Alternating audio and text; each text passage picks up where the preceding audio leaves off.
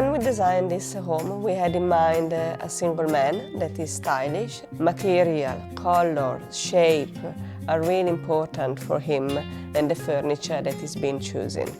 For me, one of the main learning when we designed this home, it was the mix between closed and open storage.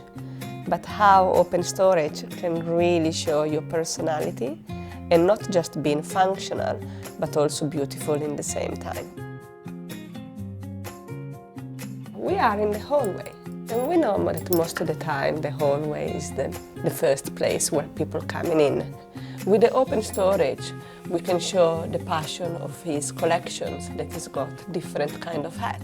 And then also they are both for display, but also easy to grab and when you want to wear it. Then on the bottom we have a closed storage to hide away things that most of the time he doesn't want to show. Printer, stationery, something that you don't use that often, but they need to be in an easy reach. They are just behind doors. So the kitchen is really kind of everything close behind doors and sleek and clean. But also we want to show what this person is passionate about.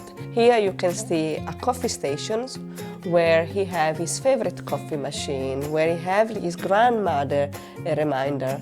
There is memory from maybe his trip, and everything is functional, practical, but also really beautiful.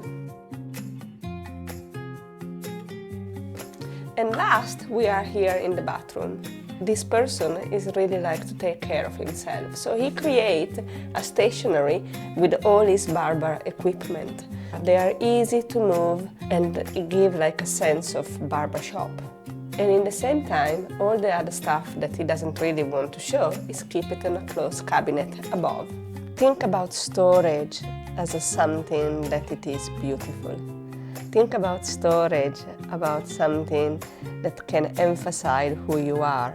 So the mix between open and closed storage give a great balance to this home.